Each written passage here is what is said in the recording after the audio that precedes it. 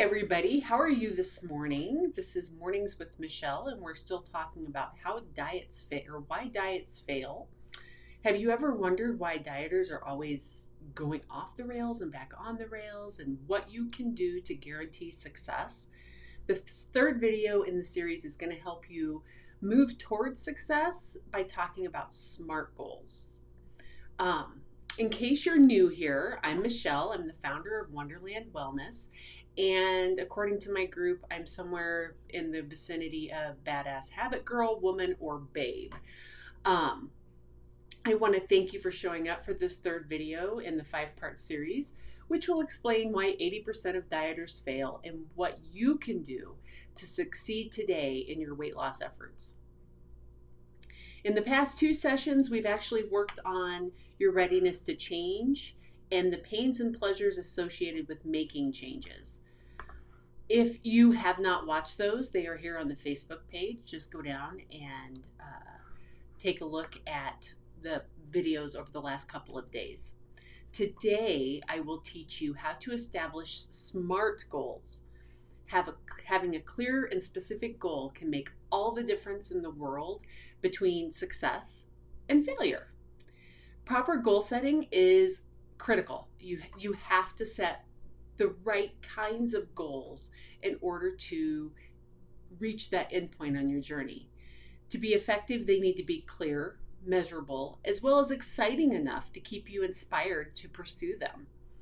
Make sure you grab the handout attached to the video feed here, and let's dig into how do you define a SMART goal. A SMART goal is specific, it's measurable, it's attainable, it's realistic, and it's timely, meaning there's a deadline. Let's kind of talk about each one and break them down a little bit.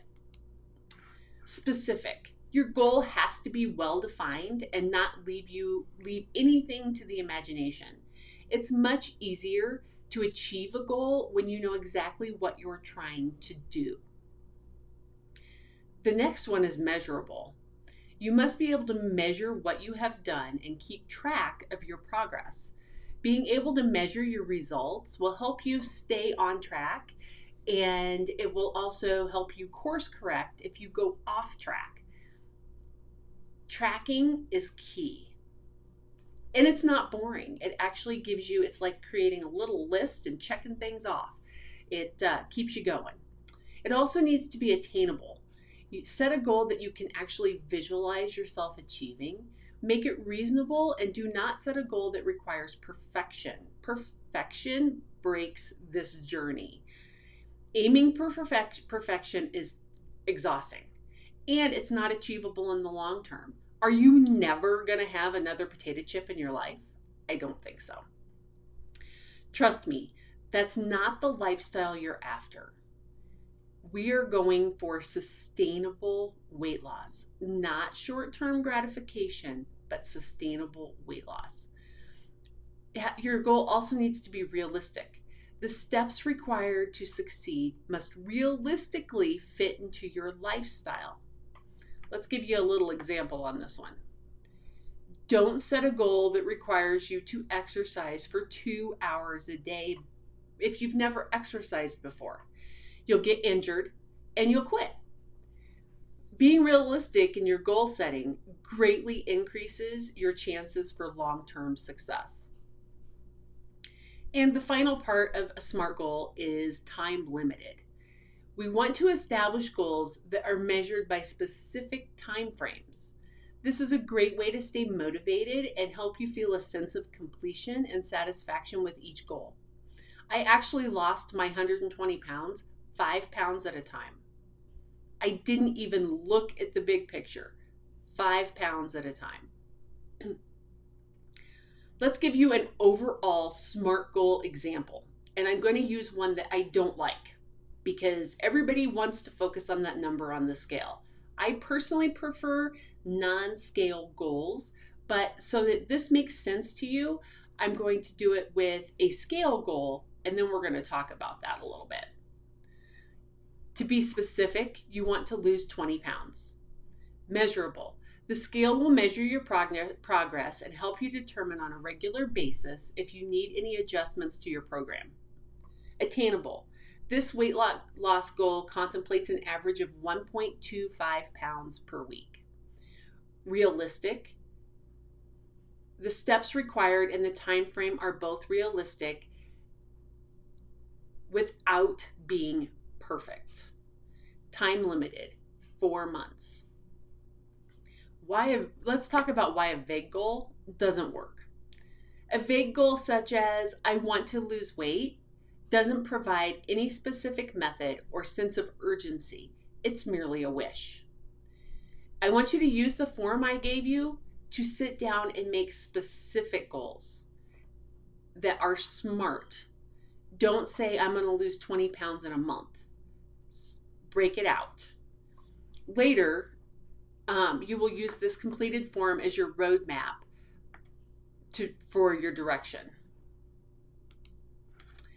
Now, I told you I don't like scale goals, and I want to do some explaining here. I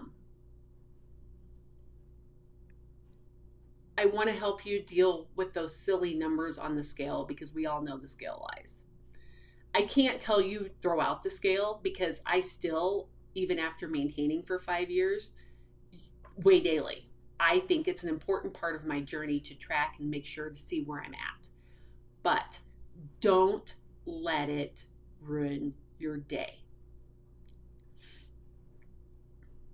The number on the scale doesn't define you. You are an amazing person just as you are. And that number doesn't mean anything other than the relationship between gravity and your body and the earth. If you lived on the moon, you'd weigh a lot less. That's not the important part. The important part is to track and see. And don't get upset if it goes up and down. My scale goes up and down by 5 pounds daily sometimes. It's not that I'm eating any different. It's that my hormones fluctuated. I ate more salt. I guarantee you 3,500 calories for 1 pound. I did not consume enough to do 5 pounds worth of damage. But my body fluctuates like that. Up 5 pounds, down 10 pounds. Up 5 pounds, down 10 pounds. If I showed you my graph, it waves. It goes up and down. The scale is a tool. It is a barometer to tell you a general direction of where you're going. Use it like that. It lies. I didn't gain 5 pounds. My body's holding more water. I ate more salt. Something happened. It doesn't define how well you're doing on your journey other than over time, you want to see a downward trend. Now, I want to talk to you about sticking to your plan. If you are sticking to your plan, which does not mean perfection, and the scale indicates otherwise, then you get to laugh at it, you get to call it a name, and then you'll walk away.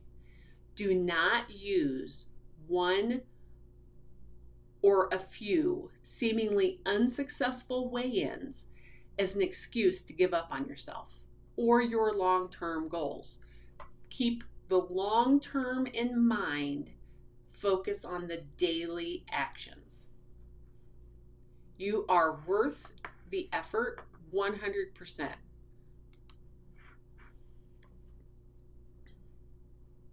Now, everybody's least favorite thing, plateaus on the scale. They are expected. Plateaus on the scale happen. It's your body's way of catching up with what you're doing. I do have a lot of tricks to break plateaus, if I can say the word today. If you need support, please contact me through wonderlandwellness.net, the website. There's a contact form on there, or through the Facebook group, and I'll be glad to help you. It breaks my heart when the stupid number on the scale causes somebody to quit. Don't quit on your healthy living goals. And keep in mind, there are other ways to measure health and fitness besides the number on the scale. Measurements, anyone? I often saw the inches go before the pounds did. it's kind of a seesaw.